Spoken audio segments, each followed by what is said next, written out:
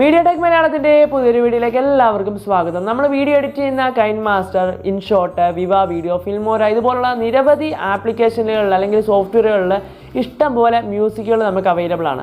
ഈ മ്യൂസിക്കുകളൊക്കെ നമ്മുടെ യൂട്യൂബ് വീഡിയോയിൽ ഉൾപ്പെടുത്തി കഴിഞ്ഞാൽ എന്തെങ്കിലും ഇഷ്യൂസ് ഉണ്ടോ എന്നാണ് ഇന്നത്തെ വീഡിയോയിലൂടെ നമ്മൾ നോക്കാൻ പോകുന്നത്. സോ വീഡിയോ മുഴുവനായിട്ട് കാണാൻ ശ്രമിക്കുക. വീഡിയോയിലേക്ക് കടക്കുന്നതിന് മുമ്പ് നമ്മുടെ ചാനൽ ആദ്യമായിട്ട് കാണുന്നവരെ ചാനലിലൂടെ ഒന്ന് സബ്സ്ക്രൈബ് ചെയ്യുക. അടുത്തുള്ള ബെൽ ഐക്കൺ കൂടി എനേബിൾ ചെയ്താൽ ഞാൻ വീഡിയോസുകൾ അപ്ലോഡ് ചെയ്യുമ്പോൾ തന്നെ നിങ്ങളുടെ ഫോണിൽ നോട്ടിഫിക്കേഷൻ ആയിട്ട് വരുന്നതായിരിക്കും.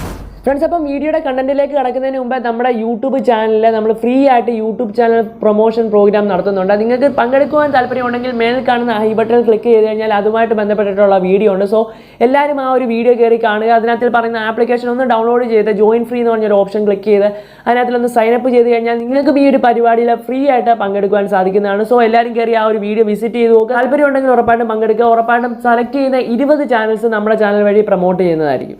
ഫ്രണ്ട്സ്, അപ്പോൾ നമ്മൾ ഏത് വീഡിയോ എഡിറ്റർ എടുത്താലും വീഡിയോ എഡിറ്റിംഗ് സോഫ്റ്റ്വെയർ എടുത്താലും അല്ലെങ്കിൽ ആപ്ലിക്കേഷൻസ് എടുത്താലും അതിനകത്തിലെല്ലാം തന്നെ ഇഷ്ടംപോലെ മ്യൂസിക്കുകൾ നമുക്ക് അവൈലബിൾ ആണ്.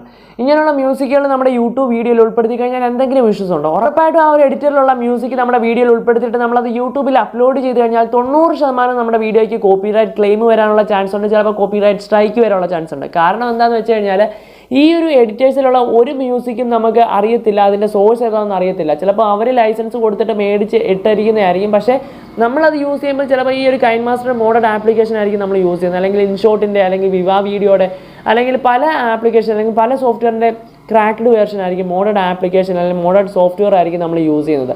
ഇങ്ങനെ യൂസ് ചെയ്യുന്നതുകൊണ്ടുള്ള കുഴപ്പം എന്താണെന്ന് വെച്ച് കഴിഞ്ഞാൽ ഒരിക്കലും ലൈസൻസ്ഡ് ആയിട്ടുള്ള മ്യൂസിക് അല്ലെങ്കിൽ പൈസ കൊടുത്തിട്ടല്ല നമ്മൾ ഈ ഒരു സോഫ്റ്റ്വെയറുകളൊന്നും വാങ്ങിച്ചിരിക്കുന്നത്. അതുകൊണ്ട് തന്നെ നമുക്ക് കൂടുതലായിട്ടും സ്ട്രൈക്ക് അല്ലെങ്കിൽ കൂടുതലായിട്ടും നമുക്ക് കോപ്പിറൈറ്റ് ക്ലെയിം കിട്ടാനുള്ള ചാൻസ് ഉണ്ട്. അപ്പോൾ നമ്മൾ Kinemaster Pro ഉപയോഗിച്ചിട്ട് ഒരു വീഡിയോ എഡിറ്റ് ചെയ്തു.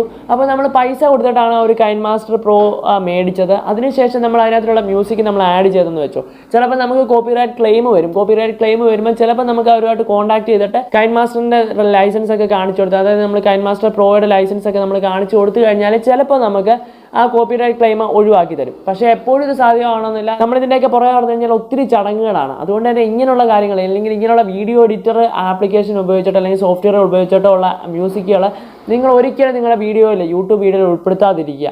ഉറപ്പായിട്ട് നിങ്ങൾക്ക് യൂസ് ചെയ്യാൻ കഴിയുന്ന മ്യൂസിക്കുകളാണ് യൂട്യൂബിൻ്റെ ഓഡിയോ ലൈബ്രറി നമുക്ക് കിട്ടും. യൂട്യൂബ് സ്റ്റുഡിയോയിൽ കയറിയാൽ ഓഡിയോ ലൈബ്രറി ഉണ്ട്. ഈ ഓഡിയോ ലൈബ്രറിയിൽ നമുക്ക് ഫ്രീ ആയിട്ട് മ്യൂസിക്കുകൾ കിട്ടും. അതല്ലെങ്കിൽ നോ കോപ്പിറൈറ്റ് സോങ്സ് നിങ്ങൾക്ക് യൂട്യൂബിൽ സെർച്ച് ചെയ്ത് കഴിഞ്ഞാൽ കിട്ടും. അപ്പോൾ അതിനകത്ത് അവർ ആട്രിബ്യൂഷൻ റിക്വയർഡ് ആയിട്ടുള്ളതായിരിക്കും. അതായത് അവരുടെ ഡിസ്ക്രിപ്ഷനിൽ അതിൻ്റെ ലൈസൻസ് കാണും. അത് നിങ്ങൾ കോപ്പി പേസ്റ്റ് ചെയ്ത് നിങ്ങളുടെ ഡിസ്ക്രിപ്ഷനിലോട്ട് ഇടുക. അതാണ് നിങ്ങൾ ചെയ്യേണ്ട കാര്യം. ഇത് ചെയ്ത് കഴിഞ്ഞാൽ നിങ്ങൾക്ക് കോപ്പിറൈറ്റ് ക്ലെയിം ഒഴിവാക്കാൻ സാധിക്കും. അതല്ല, നമ്മൾ വീഡിയോ എഡിറ്റേഴ്സിൽ നിന്ന് നമ്മൾ വീഡിയോയ്ക്കകത്തിലെ മ്യൂസിക് ആഡ് ചെയ്ത് കൊടുത്തു കഴിഞ്ഞാൽ ഉറപ്പായിട്ട് നിങ്ങൾക്ക് കോപ്പിറൈറ്റ് ക്ലെയിം വരും. 90% നിങ്ങളുടെ വീഡിയോക്ക് കോപ്പിറൈറ്റ് ക്ലെയിം വരാനുള്ള ചാൻസ് ഉണ്ട്. അതുകൊണ്ട് തന്നെ ഇങ്ങനെ യൂസ് ചെയ്യാതിരിക്കുക. ഇത് പലർക്കും ഉള്ളൊരു ഡൗട്ടാണ്. അതുകൊണ്ടാണ് ഇങ്ങനെ ഒരു വീഡിയോ ചെയ്തത്. സോ ഇന്നത്തെ വീഡിയോ ഹെൽപ്ഫുൾ ആയിട്ടുണ്ടെങ്കിൽ ഉറപ്പായിട്ടും വീഡിയോയ്ക്ക് ലൈക്ക് ചെയ്യുക. നിങ്ങളുടെ മറ്റു കൂട്ടുകാരെ കൂടെ ഒന്ന് ഷെയർ ചെയ്യുക. നിങ്ങളുടെ അഭിപ്രായങ്ങളും നിർദ്ദേശങ്ങളും സംശയങ്ങളും എല്ലാം താഴെ കമന്റ് ബോക്സിൽ രേഖപ്പെടുത്തുക.